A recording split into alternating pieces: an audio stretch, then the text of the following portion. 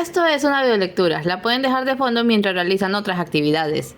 Esto es Una parvada de cuervos, un fanfic de Slide the Princess, episodio 8, Cuervo en una jaula.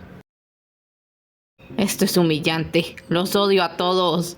De modo que ahora tenían al narrador, y donde lo tenían, en una jaula para loros que Séctico había conjurado. Se parecía bastante a la jaula donde estuvo la cabeza de la princesa alguna vez, con barrotes lo bastante gruesos para que el enfurecido ente ni se molestara en pensar que podía escapar por sus medios. Después de que Héroe le revelara a la parvada su sospecha de lo que él era en realidad, había seguido una discusión que no vamos a reproducir aquí porque madre de Dios lo que fue eso. Aún estaban procesándolo, pero una cosa que había descubierto tras analizar todo lo que sabía es que, sin duda, era el mismísimo narrador lo que estaba manteniendo el constructo en su lugar, y él ni siquiera lo sabía. El mundo no se terminaba en el momento en que la princesa ponía un pie fuera de la cabaña, a veces pasaba antes, a veces teniendo un rato después. Lo que sí que pasaba justo antes de que la realidad se desvaneciera era que el narrador se iba. Porque lo habían arruinado tanto que ya no había manera de seguir, se daba por vencido en algún nivel, y todo debía acabar para volver a empezar. Irónicamente, al decirle sus verdades, lo habían obsesionado como nunca. Estaba decidido a conseguir su propósito esta vez, en esta versión, y eso estaba manteniendo al constructo entero, y a ellos lejos de las múltiples manos del montículo cambiante. De modo que no lo podían asesinar, y tampoco podían dejar que cayera en la cuenta de aquello y arriesgarse a que se rindiera de nuevo. Tenían que hacer lo impensable, ponerlo de su lado. Todos van a lamentar esto, están cometiendo un terrible error. Ya se veía que no sería fácil. No había dejado de quejarse desde que lo metieron a la jaula y le soltaron el pico. Llevaba casi una hora lanzando amenazas y advertencias sobre el fatídico destino que habían arrojado sobre ellos y sobre el mundo, hasta que la princesa suspiró. Se puso de pie, caminó con toda la tranquilidad del mundo hacia la jaula, sacó una galleta y sin previo aviso se la metió en el pico. El silencio fue inmediato. El narrador parpadeó varias veces, mirándola como si acabara de cometer una ofensa imperdonable y con las plumas erizadas de indignación. Allá al fondo, al menos la mitad de las voces se estaban partiendo de la risa. Solo eres un viejo cascarrabias, ¿no es así? ¡Pero si hasta puedes comer como nosotros! Oportunista se encaramó en la jaula. ¿Ves? No todo tiene que ser odio y amenazas. Disfruta de los pequeños placeres de la vida. El narrador lo fulminó con la mirada mientras intentaba masticar como si aquello fuera el mayor ultraje de toda su existencia. No puedo decir si esto es trágico o simplemente ridículo, dijo escéptico. Ambas cosas, opinó Frío. Quiero que sepan, dijo cuando consiguió tragar, que los odio más que nunca. Lo que digas. La princesa fue a sentarse a la cama junto a Quiet. Quiet realmente no hablaba mucho, pero eso era normal, era el largo silencio después de todo. El narrador supuso que si le resultaba incómoda la manera en que lo observaba era porque ya no se trataba de esperar instrucciones, le estaba juzgando, vaya osadía. Pero ese era un juego para dos.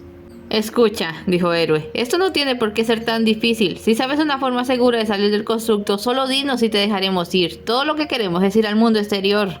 ¿De qué manera tengo que decírselos? Si ella escapa del constructo, el mundo se acaba. Si se queda aquí, el constructo se derrumba eventualmente. ¿Y qué creen? El mundo se acaba. No hay ningún exterior al cual ir mientras viva. Lo que deben hacer es matarla. Ya hicimos eso, se impacientó Héroe. Muchas veces. Bueno, obviamente no lo hicieron de la manera correcta.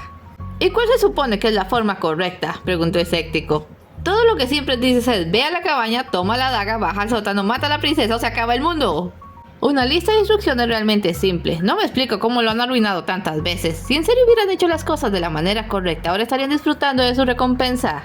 Ah, sí, nuestra recompensa, sisió Frío. Nuestra genial recompensa, se apuntó ofendido. Una eternidad dentro de esta jodida cabaña, contigo parloteando sobre lo felices que estamos. ¡Qué maldita gran idea!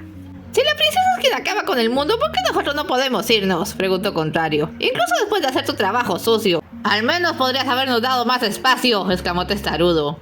Es lo mínimo que puedo sostener por mí mismo, empezó, pero se cayó de pronto. ¡Ajá! Así que él sí sabía. Como mínimo, sabía que tenía el poder para sostener una versión menor del constructo. El narrador siguió con arrogancia. Se creen muy listos, ¿no es cierto? Resulta que no lo saben todo, y si creen que pueden engañarme, están muy equivocados. Se posó en la jaula. No diré una sola palabra más. Bien, dijo Héroe, dejaremos que lo pienses. Aunque no lo dejaron solo del todo, paranoico y perseguidos se ocuparon de vigilarle las primeras horas, mientras los demás se dispersaban. Uno diría que un ente diseñado para narrar tendría problemas en guardar silencio, pero su orgullo era su mayor cualidad. Trataba de hacerse el desatendido, pero a cada rato lo pillaban observando a Quiet y a la princesa. Hasta que ellos decidieron salir un rato al pórtico, entonces pasó a examinar a sus vigilantes. Galán se había ofrecido a reemplazar a Paranoico, a quien había logrado tensar lo suficiente con solo chasquear el pico repetidamente, pero perseguido seguía allí. Tu soberbia será tu perdición. Deberías tomar la oportunidad que gentilmente te ofrecemos. El narrador le volteó la cara. ¡Qué grosero! No creo que las palabras sean la solución aquí, dijo perseguido.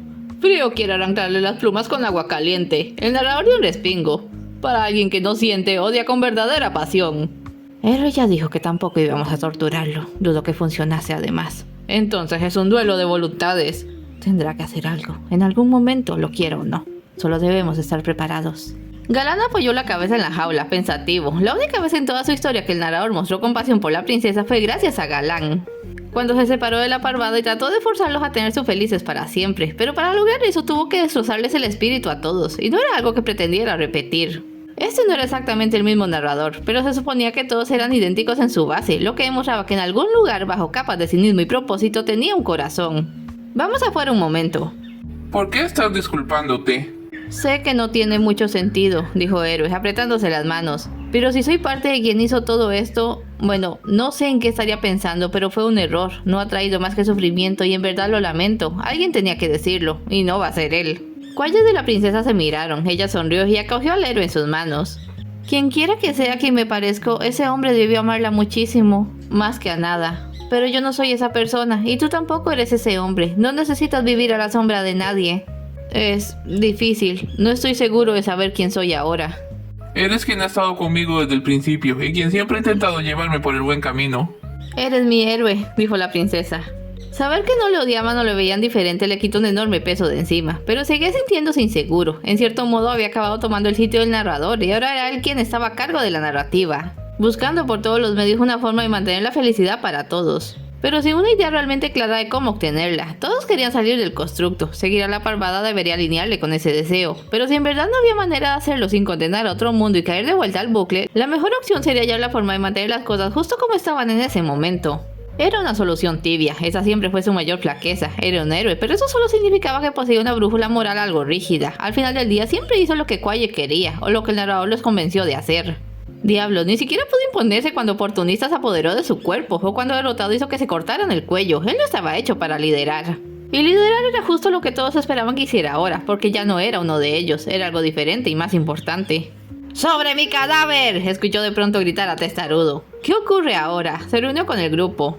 Bien, aquí estás. Antes de darse cuenta, Oportunista le había atrapado un abrazo lateral. Estábamos decidiendo quiénes deberían hacer la vigilancia de nuestro invitado esta noche y me he ofrecido amablemente a... Tú no, le cortó Frío. ¿Podrías dejarme terminar al menos? Oportunista puso los ojos en blanco. No. Eres el único que le ha mostrado simpatía a ese pajarraco alguna vez, dijo Testarudo. Y por eso soy la mejor opción si queremos que se abra. Eso no significa que vaya a ayudarle a escapar. Soy pragmático, no idiota. Eres predecible, se burló ofendido. Antes de darnos cuenta, te tendrá comiendo de su pata. No soy tan fácil de manipular.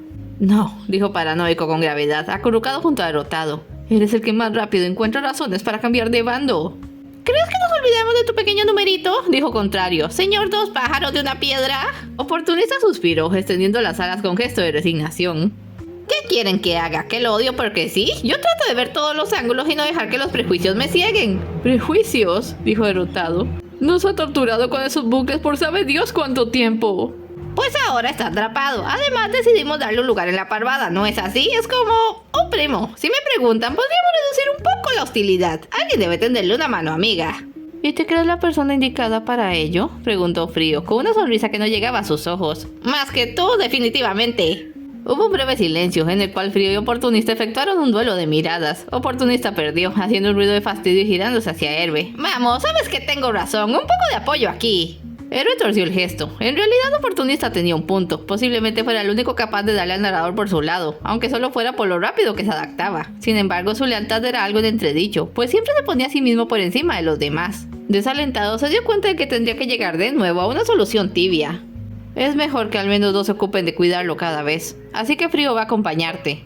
Ah, eso podría ser divertido. ¿En serio? Oportunista se erizó. ¿Y yo soy el poco confiable aquí? Sí, respondieron todos a la vez. Oportunista levantó las alas en señal de rendición. El narrador no dijo nada cuando supo quiénes serían sus guardias esa noche.